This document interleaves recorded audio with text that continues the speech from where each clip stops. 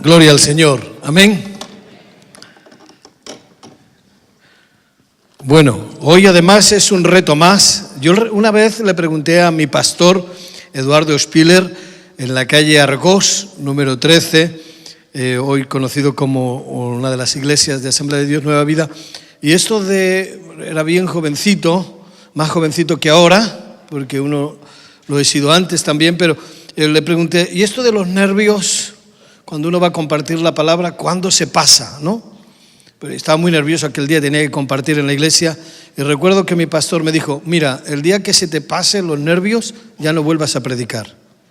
Así que quiero deciros que además hoy, además de tener ese temor siempre, el respeto a la palabra de Dios, tengo a mi padre escuchándome, a 6 hermanos, a cuñadas, sobrinos, hijos de sobrinos, mis 2 hijas, mi esposa, mi yerno y algunos de vosotros que hemos jugado seguramente al fútbol juntos. De mucha responsabilidad. Bueno, vamos a ver cómo lo va. Pero también de una cosa sí soy consciente, además de llevar 32 años en el ministerio, 32 años casado, mi esposa Reyes de Ciudad Lineal, García Noblejas, que siempre será para muchos de nosotros García Noblejas, por más que cambien el nombre, ¿no? Pues llevamos 32 años casados y conocimos al Señor en el mismo año, en el año 82, creo que hay aquí algunos de esa época, y también nos recibimos el bautismo con el Espíritu Santo el mismo día, bajamos a las aguas el mismo día, nos casamos el mismo día, hemos tenido las hijas el mismo día, sacamos el carnet de conducir el mismo día. Bueno, nos vamos con el Señor a la vez. Una de las cosas que sí creo, en momentos determinados en los que he orado y he hablado esto con mi esposa Reyes, que está acá, es que yo estoy convencido, por ejemplo, yo no puedo cantar como canta mi hija. De hecho, soy posiblemente el único de la familia que no canta nada. Bueno, canto para el Señor, que es el que me escucha, pero todavía recuerdo de niño cuando mis hermanos estaban grabando sus canciones y, bueno, grababan hasta los aplausos, por si acaso. Y cuando yo llegaba, pues se callaban o me echaban de la habitación. Yo no lo entendía. Más tarde he entendido por qué. Incluso los de sonido en la iglesia me bajan cuando yo... En fin, toda una tragedia. Y al mismo tiempo he pensado, convencido, sinceramente, que si ellos hubiesen respondido al llamado del Señor para dedicarse al Señor de una forma completa, tienen unas capacidades extraordinarias. Cuando he visto el perfil de cada uno de mis hermanos, somos 8, yo soy el quinto, he pensado que serían unos oradores excelentes, incluso unos pastores extraordinarios. Sin embargo, por su gracia, por su misericordia, el Señor pensó en mí, el más débil, os puedo asegurar. Siempre he pensado que todo lo que hago para el Señor dependo exclusivamente de su capacidad, absolutamente. No digo que la gente tenga que servir a Dios con sus dones, pero Dios les ha dado una gracia extraordinaria a personas, habilidades, y otros, quizás me parezca un poco a David. El profeta no se fijó cuando le vio siendo un pastorcito pequeño, allá pensó, ¿y no tienes otro?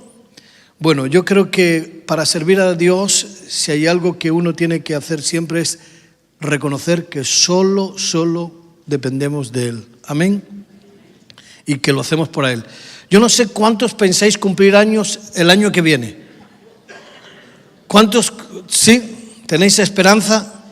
Por un lado es una buena señal. Los que estamos en Cristo sabemos que si el Señor viene, no, vamos con Él, ¿no? Pero si nos permite, tenemos todavía mucho que hacer. Y esto os lo digo porque si cumplís años y de alguna manera el Facebook me avisa de que has cumplido años o alguna otra situación, Yo ya tengo, todos los años a quienes felicito, les felicito con algo que he recibido del Señor.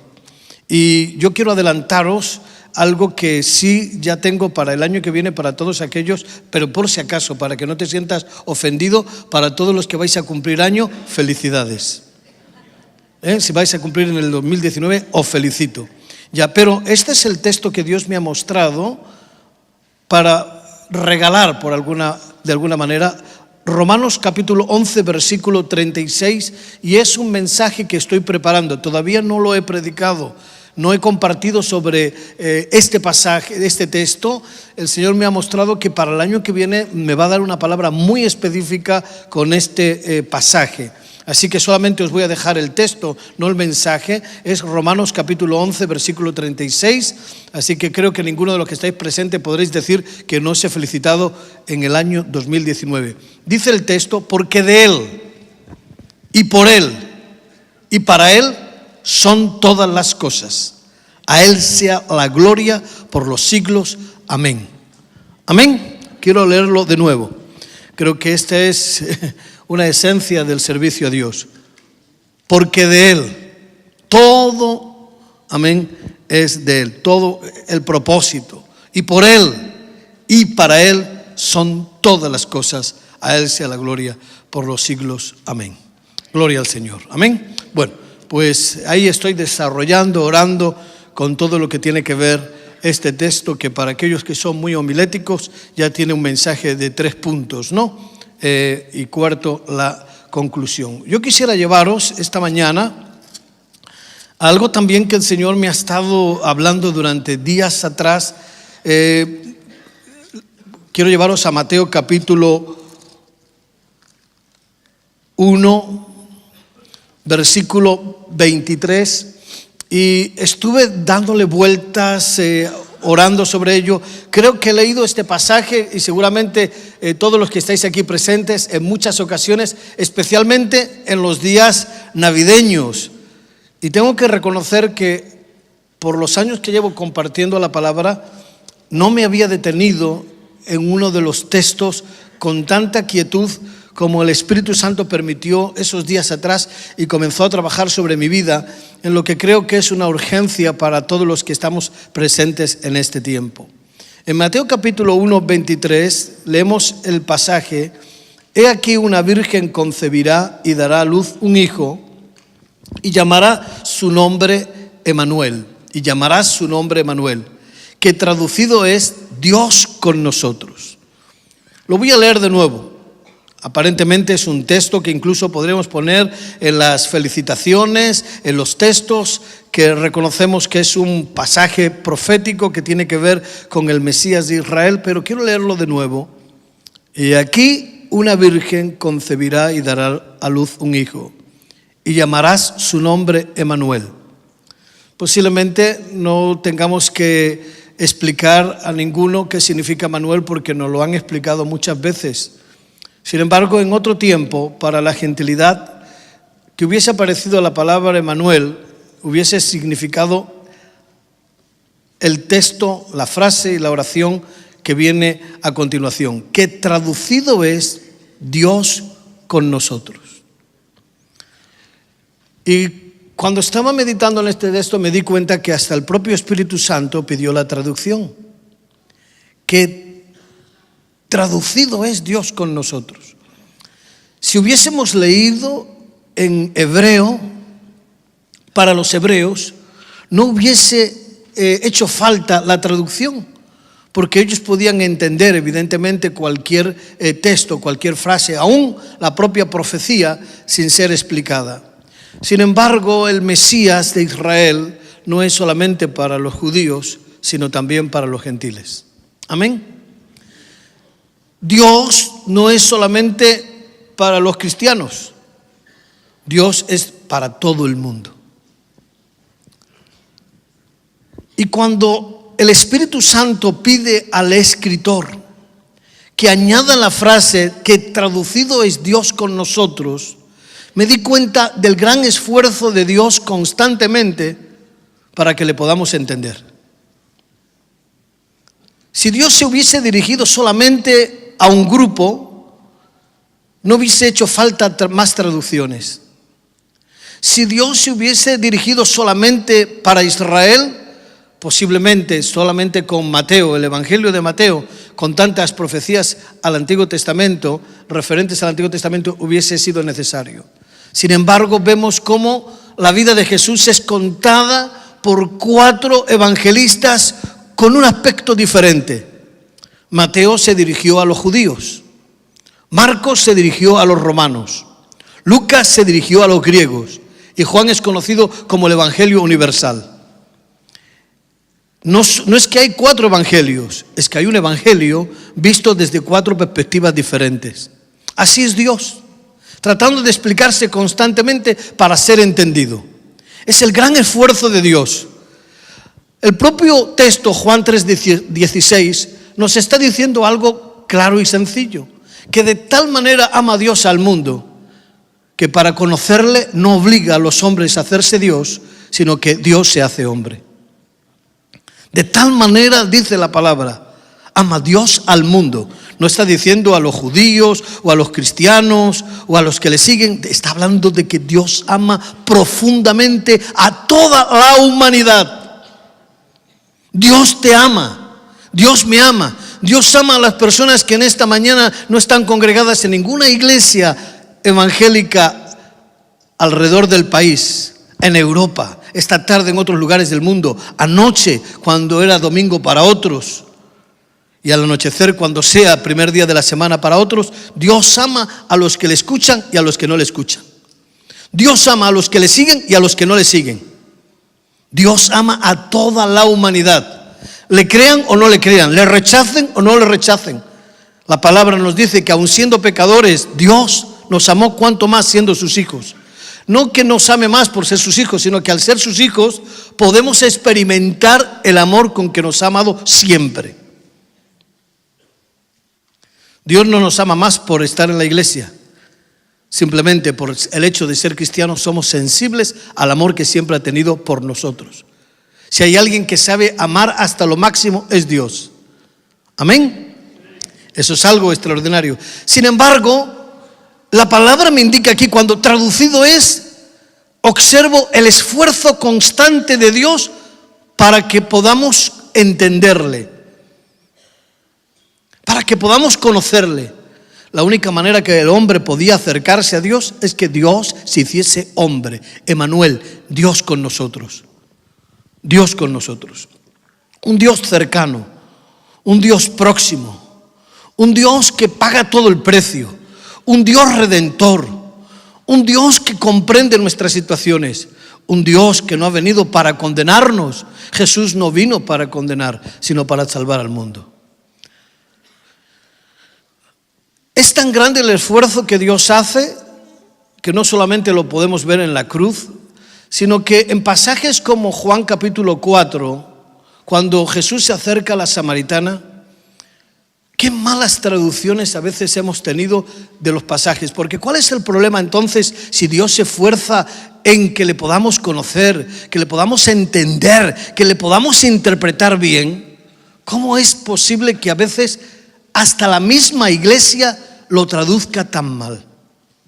Porque esta mañana algo que Dios me dijo primero es un mensaje para todos los que nos llamamos cristianos.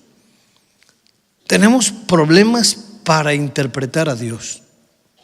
Tenemos problemas para hacerle cercano a Dios. Uno de los problemas, por ejemplo, hay un texto en Romanos que dice que el fin de la ley es Cristo. El fin de la ley es Cristo. Claro, la traducción, una de las traducciones que tenemos al castellano fue en el siglo XVI. La Reina Valera, que leemos muchos de nosotros, de 1960, pero cuando en el siglo XVI fue traducido el fin de la ley es Cristo, el traductor tenía como fin la interpretación y la traducción que se daba en el siglo XVI principalmente para fin, que no era para final, sino propósito. En el siglo XVI, la palabra fin tenía que ver más como propósito, no como final, como conclusión. ¿Qué ocurre? Que en ocasiones algunos de los que leyeron el pasaje no con la mentalidad del traductor del siglo XVI, sino con otra, leyó: el fin de la ley es Cristo, se acabó la ley. Porque ese es el fin. Es decir, una deficiente traducción hizo que en ocasiones gente pervertiese la intención verdadera del texto. Estas son algunas conclusiones que yo llego a entender para ver que en ocasiones interpretamos mal al propio Dios, y al interpretarlo mal damos un mensaje muy deficiente. Cuando Jesús se acerca al pozo de Jacob para hablar con la samaritana, Jesús sabía que la samaritana, una mujer pecadora, una mujer con una reputación, pues evidentemente muy determinada y repudiada por toda aquella ciudad de Samaria. Tanto es así que aquella mujer le obligaba a ir al pozo a las 12 de la mañana, cuando más calentaba el sol, primeramente porque así podía sacar el agua con tranquilidad, sin ser juzgada, incluso sin ser impedida seguramente. Porque su estilo de vida era muy diferente, aparentemente, al de la sociedad. Jesús intencionadamente se acerca a esa hora al pozo porque sabía que tenía que acercarse a una mujer para que pudiera interpretar realmente a Dios. Dios no se estaba alejando de ella, Dios no estaba condenándola. Jesús se acerca allí.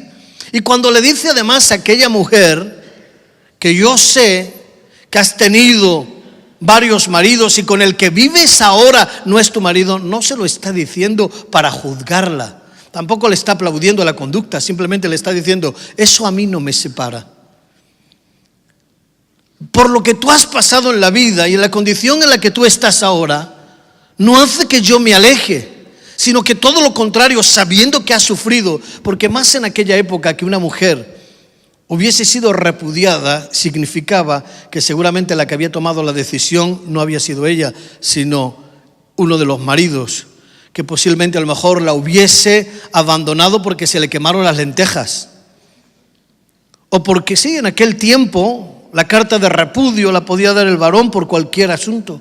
Seguramente era una de esas mujeres golpeada, maltratada, usada como un clines, y que trató de rehacer su propia vida y no sentirse sola, y que encontró una experiencia y volvió a equivocarse, y que tuvo otra experiencia y volvió a equivocarse, y que tuvo otra experiencia y volvió a equivocarse, y ya vivía de otra manera. Y sin embargo,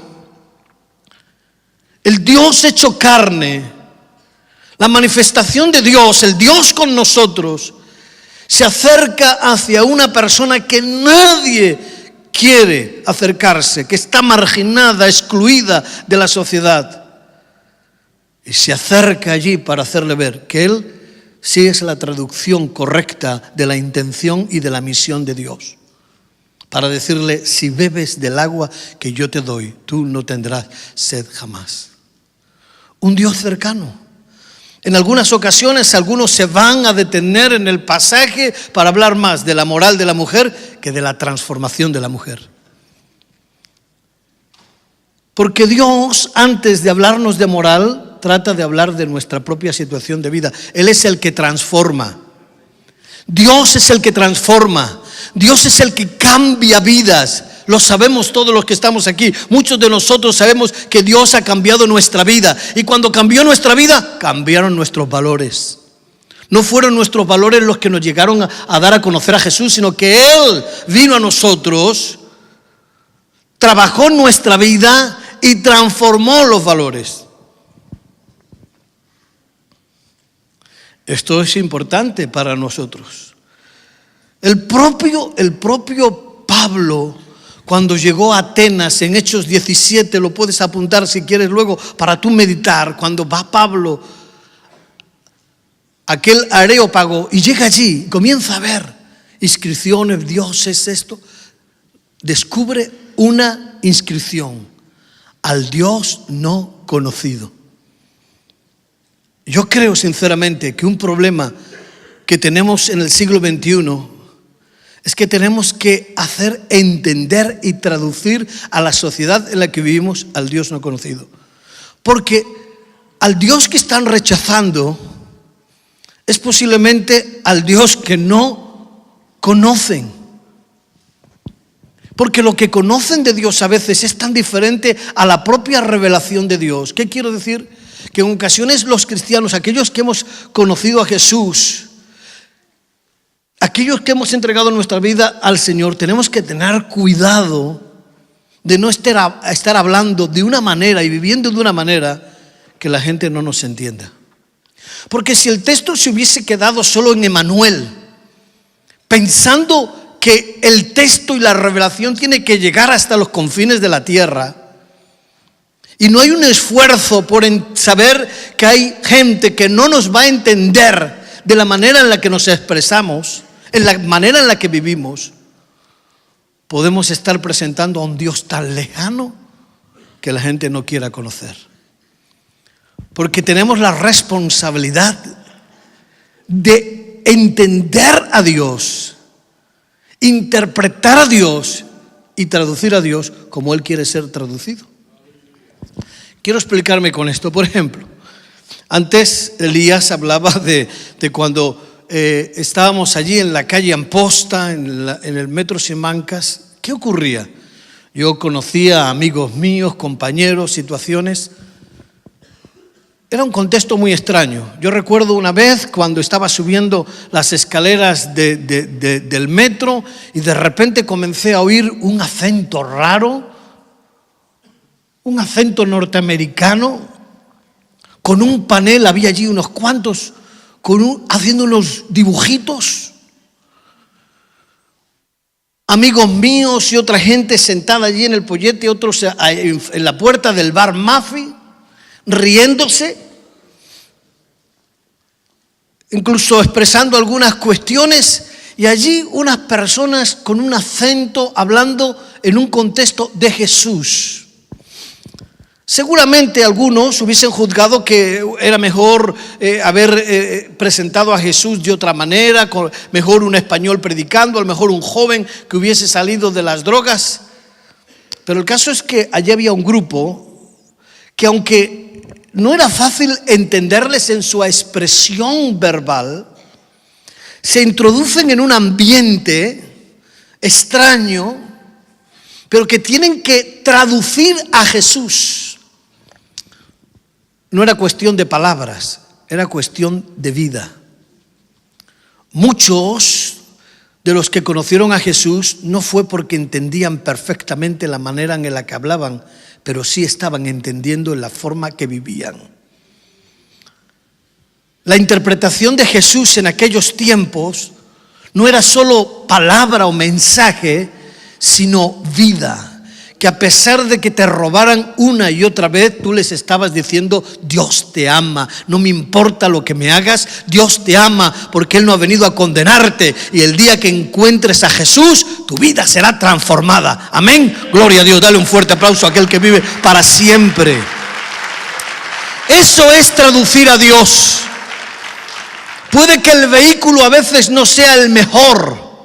Puede que en ocasiones ciertas cosas se podrían haber hecho de otra manera, pero eso puede cambiar, eso hay que mejorarlo.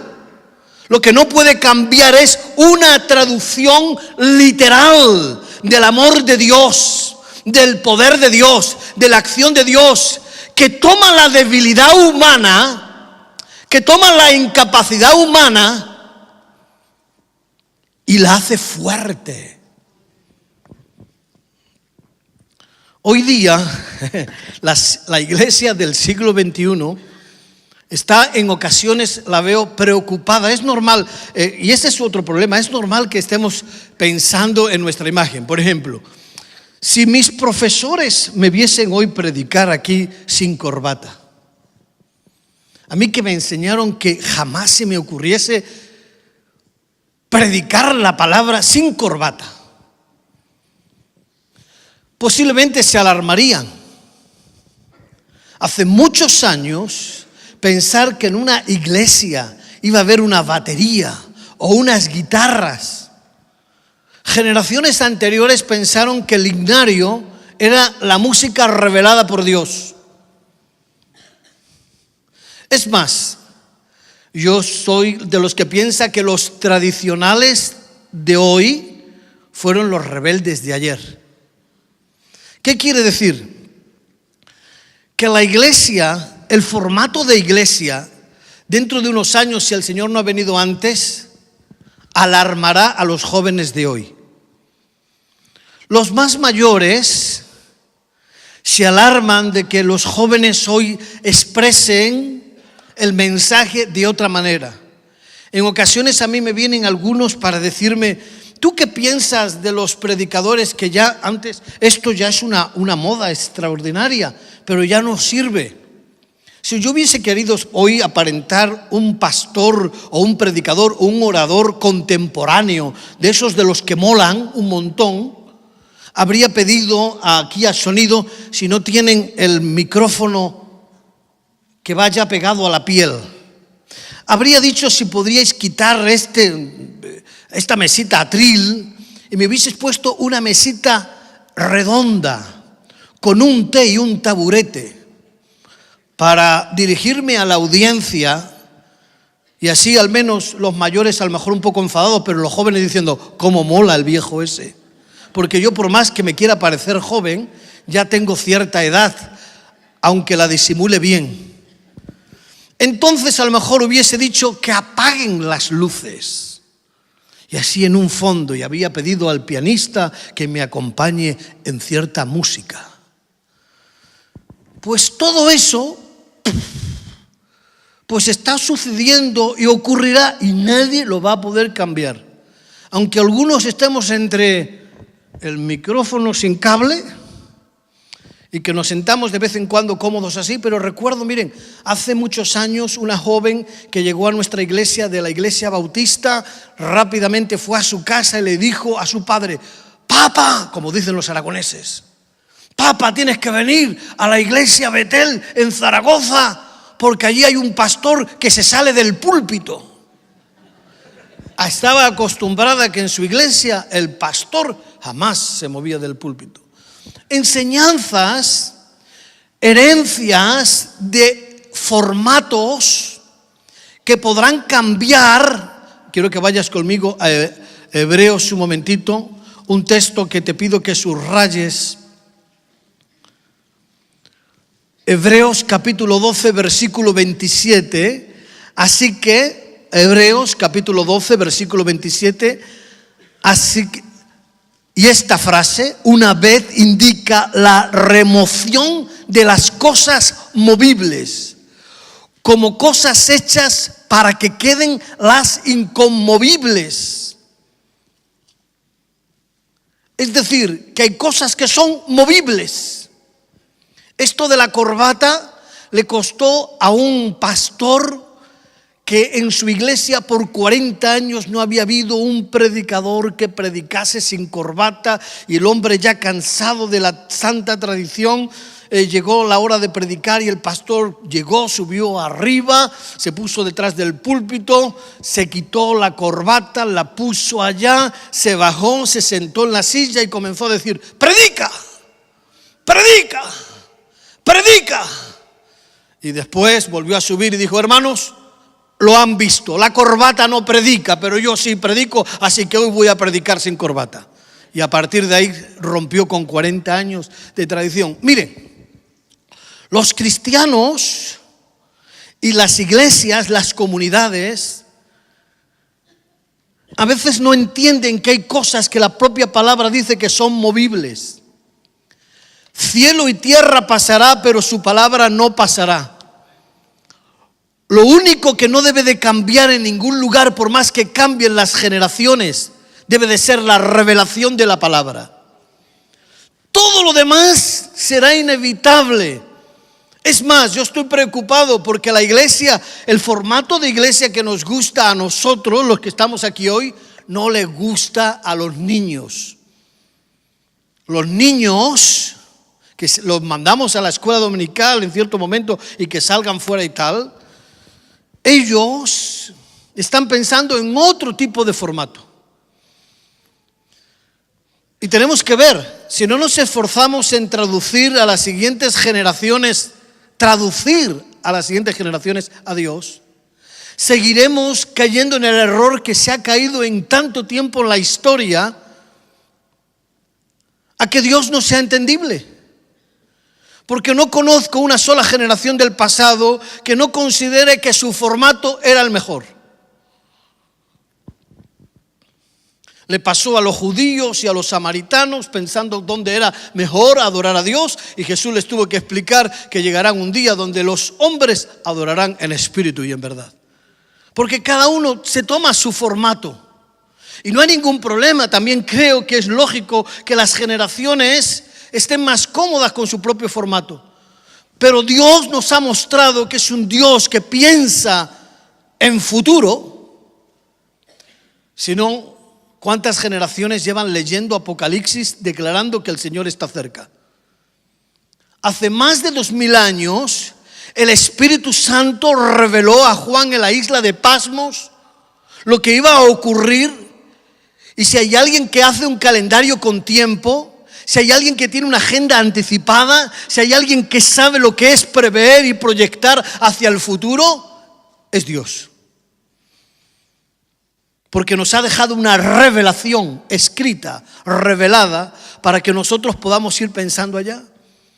Pero quiero decir algo bien claro en este sentido, que yo creo que nosotros tenemos una responsabilidad también, indistintamente de que el Señor llegue mañana, dentro de 4 meses o dentro de 20 años, hacer posible que las siguientes generaciones que están cercanas, que son las más próximas, puedan entender a Dios, porque nosotros le estamos dando una traducción, un estilo de vida entendible. Si hay algo que no podrá cambiar, cambiarán las formas, los predicadores. Si algo no puede cambiar es la revelación de su palabra. Si hay algo que no puede cambiar es el mensaje. El mensaje no se podrá cambiar y no se debe de cambiar indistintamente del formato que se emplee. En San Blas, lo más impresionante para mí en aquel tiempo fue que hombres trataron de acercarse a una clase marginada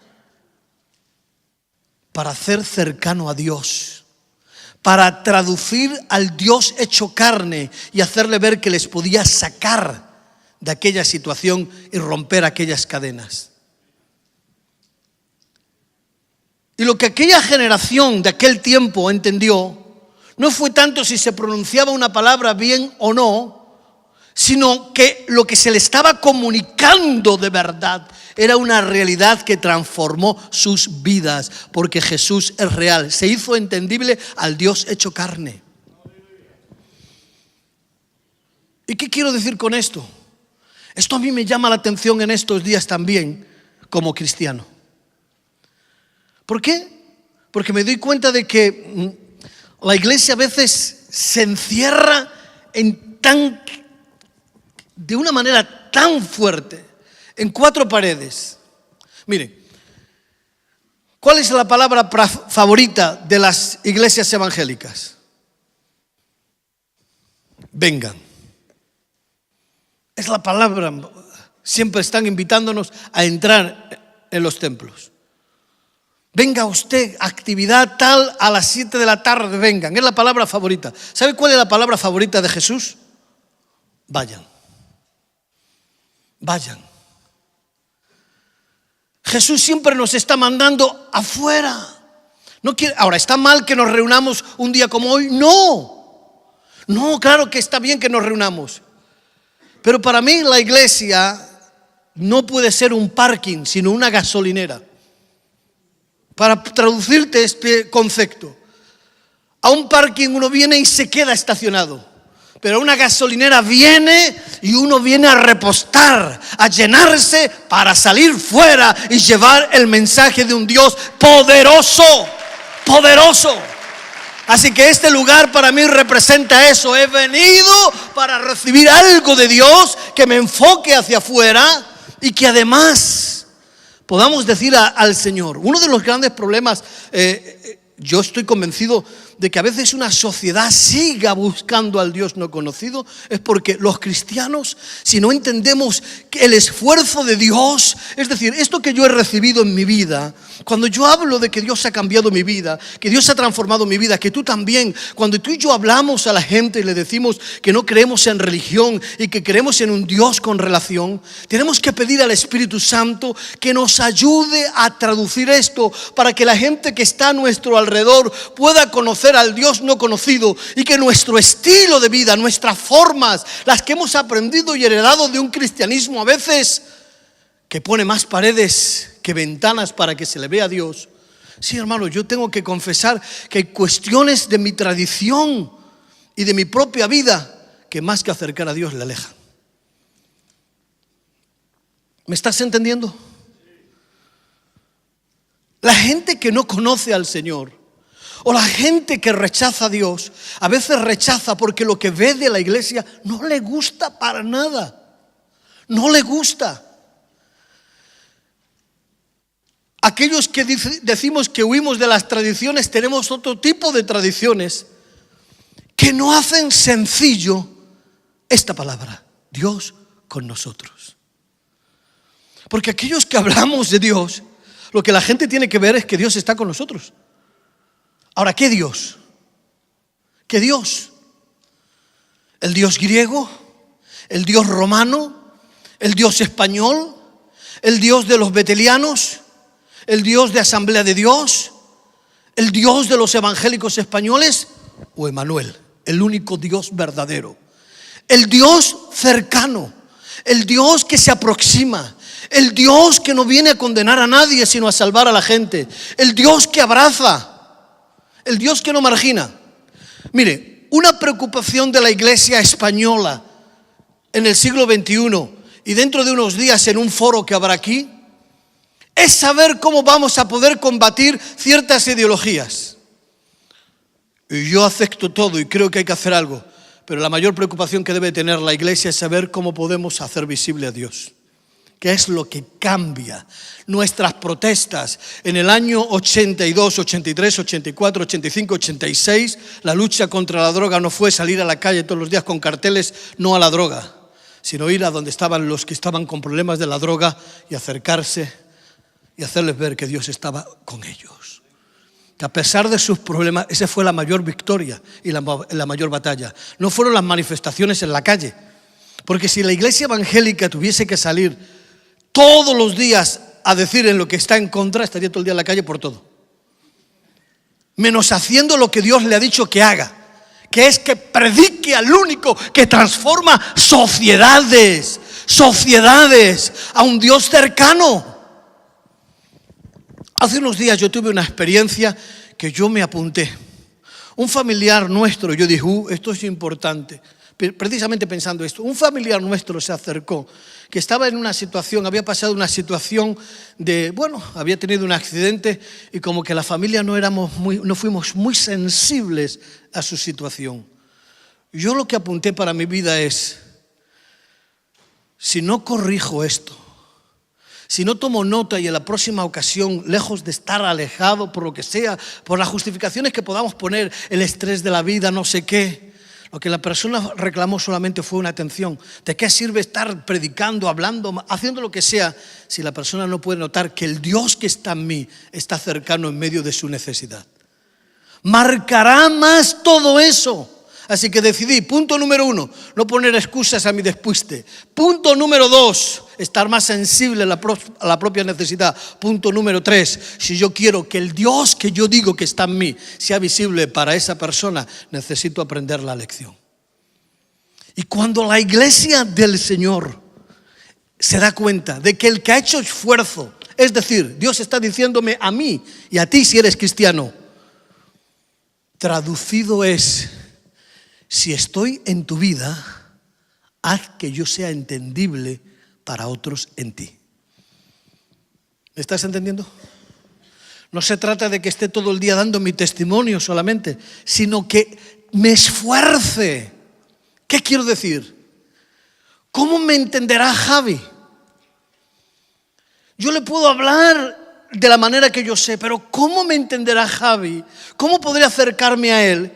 Es decir, quizás yo tengo que hacer un esfuerzo de conocerle, de saber que posiblemente para hablar a Juan Carlos tengo que lo mismo emplear otras palabras. Quizás tengo que saber en qué contexto vive. Es decir, si soy cristiano, debo de procurar no decir esto es lo que hace a veces la iglesia. Da igual en ocasiones quién esté, quién entre, quién venga. Pretendemos que entiendan. Recuerdo una vez que una persona llegó a la iglesia allí en Zaragoza y me dijo: lo que más me gusta de vuestro culto o de vuestra reunión es el karaoke. Para él, evidentemente, ¿qué es lo que entendió? Que nuestra alabanza es el karaoke que todos cantamos. Así que yo desde hace mucho tiempo, cuando se dice visitas, por favor, por primera vez visitas, sí, póngase pie. Entonces yo estoy ahí y digo: mire, ¿no le importaría después de la reunión que yo hablase con usted? Si hay una opinión que a mí me importa de lo que ha ocurrido esta mañana en este lugar, es la suya.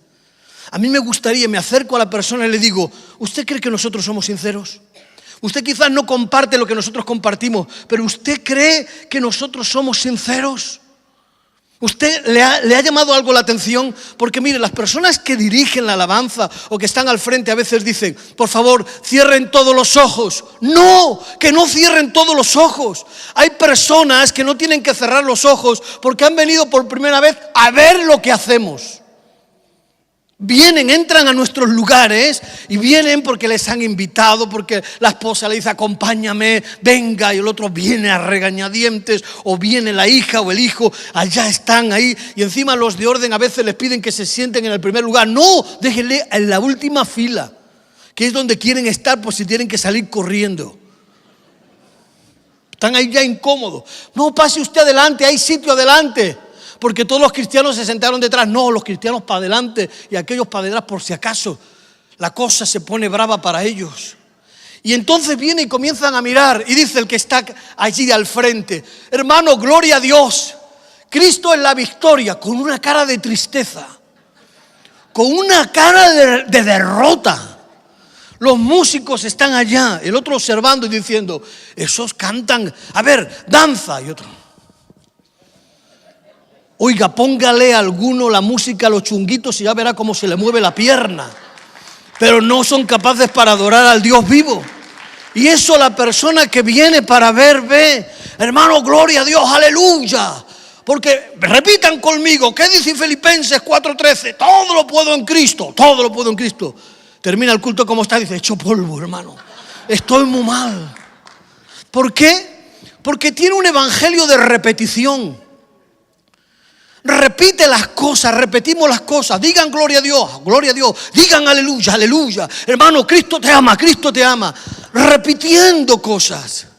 Hay personas que vienen a nuestras congregaciones y que dan palmas porque nos ven que damos palmas. Levantan la mano porque ven que levantan la mano y dicen: ¿tú por qué haces eso? Y dicen: yo qué sé, pero todo el mundo lo hace, yo lo hago. No voy a llamar aquí la atención. Y eso está bien en un sentido. Pero las personas que vienen a nuestros contextos, ellos son los primeros en saber si aquella persona que está adorando al Dios que ama levanta sus manos y le adora y dice: me dijo un día una persona: yo no creo lo que vosotros creéis, pero si un día yo hiciese lo mismo, me gustaría congregarme en tu iglesia porque me gusta lo que hacéis. Eso me ayudó.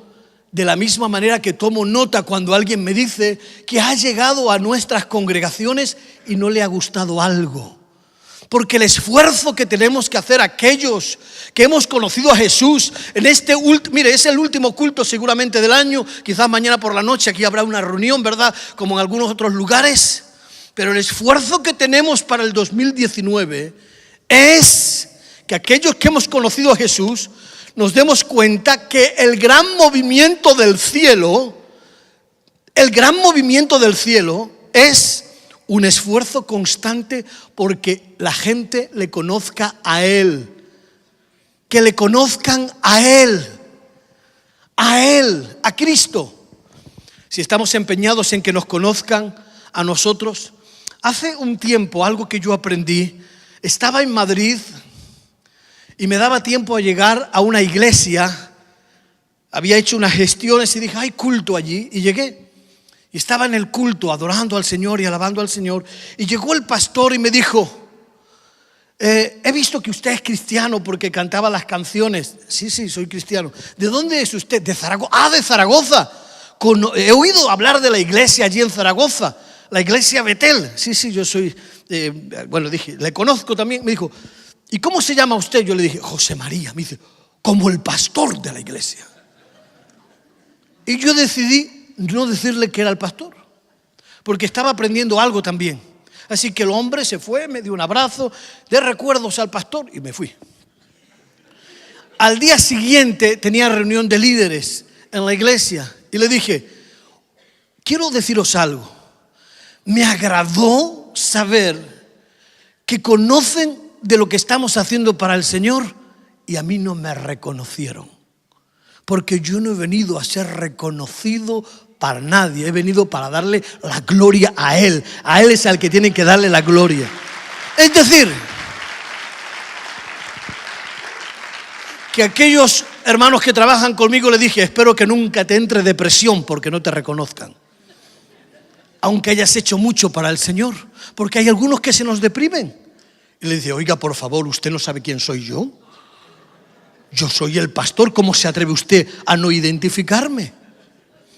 ¿Y qué si no te conocen?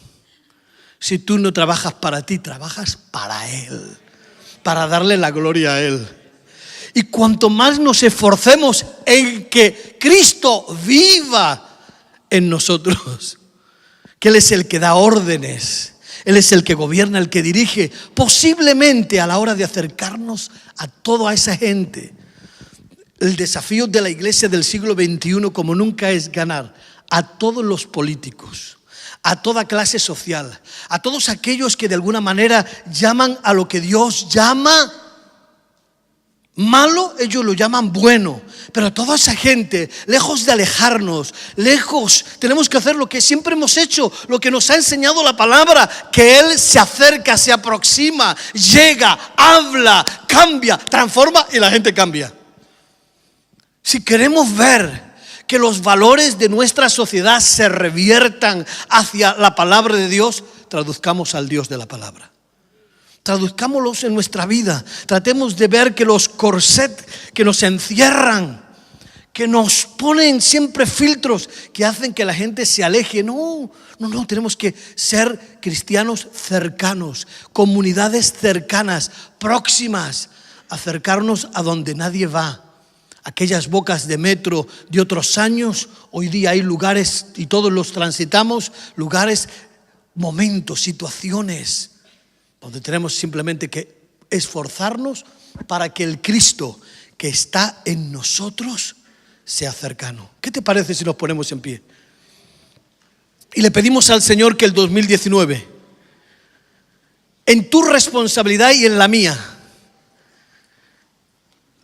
si Emmanuel, si Dios está contigo, si Dios está en ti, si has tenido un encuentro personal con el Señor, ¿por qué no le dices al Señor que el Espíritu Santo, mire, el Espíritu Santo es el mejor traductor de las cosas de Dios? En una conversación del Dios Trino, Jesús dijo, todo lo que hablo con el Padre, escucha bien, todo lo que hablo con el Padre, el Espíritu Santo os lo hará saber. Toda la conversación entre la segunda persona de la Trinidad, toda conversación entre Jesús y el Padre, la oye el Espíritu Santo. Lo dice Juan. Todo eso lo oye. En la vida estoy acostumbrado que hay gente que oye cosas de ti, de mí, y se las cuenta a otro. Pero me alegra saber que todo lo que el Espíritu Santo oye de ti, de mí, de las cosas que han de suceder del Padre, el Espíritu Santo nos lo hace saber. Es decir, nos lo hace cercano de tal manera que tengo una responsabilidad de decir al gran traductor, al gran intérprete, que me dé capacidad para traducir su palabra y su amor, para que tenga que hablar con quien tenga que hablar, esté al lado de quien tenga que estar al lado, bajo la influencia del Espíritu Santo, la persona pueda entender a Dios. Porque si no lo entienden, la responsabilidad es tuya y mía. Si la España del siglo XXI todavía no entiende al Dios verdadero, a mí no me molesta que rechacen al Dios de los estereotipos, pero al Dios verdadero es una responsabilidad tuya y mía hacerla sencilla. ¿Sabéis? Porque Dios normalmente se mueve en los lugares donde nadie se espera. El Dios que nació en un pesebre, si tú y yo hubiésemos tenido que diseñar la idea, hubiese nacido en el palacio de Herodes. Pero allí no estaban traduciendo a Dios. Y por eso nació en un pesebre. Lugares donde nadie lo hubiese buscado. Los sabios de Oriente tuvieron que guiarse por una estrella y supieron interpretar mejor las señales del cielo que los que tenían las escrituras. Murió en una cruz, aunque está escrito: maldito el que muera en un madero. Pero murió en una cruz.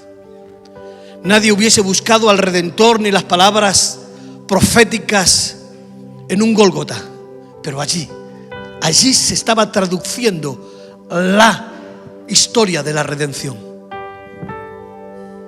Tampoco hubiesen buscado en un sepulcro al Mesías, pero cuando fueron las mujeres, la traducción literal es que ya no está allí, porque Él vive. Y hermanos, tenemos que estar muy atentos al siguiente movimiento traductor del Espíritu Santo, porque Cristo viene. Y yo creo que la iglesia debe de moverse precisamente en los lugares donde nadie espera. La iglesia del Dios vivo, la iglesia llena del Espíritu Santo, la iglesia que puede predicar con chaqueta o sin chaqueta, con micrófono o sin micrófono, con paredes o en una plaza, o debajo de un árbol, o en el barrio más humilde o en el barrio más poderoso. Porque a Jesús le podemos ver en un pozo o entrando en casa de un publicano como Zaqueo. Ahí donde nadie lo hubiese ubicado, ahí estaba Jesús traduciendo a un rico la salvación. Porque nos toca ser traductores del mensaje. Dios con nosotros. Quiero que cierres tus ojos, aquellos que vinieron a cerrar sus ojos un momentito. Quiero que cierres tus ojos. Quien quiera que seas, ¿por qué no le pides esta mañana que Dios pueda producir en ti la mejor traducción? La mejor traducción, la mejor versión del cielo sobre tu vida. Que tú y yo, cuando estemos con la familia, con los amigos, con los compañeros de trabajo, en la universidad, lo que puedan leer de nosotros sea la mejor versión de Dios en nuestra vida. En ocasiones no hará falta muchas palabras, sino un estilo de vida que haga llamar la atención a la persona. Que al menos si se planteara un día también conocer a Dios, le gustase el estilo de vida que tú llevas.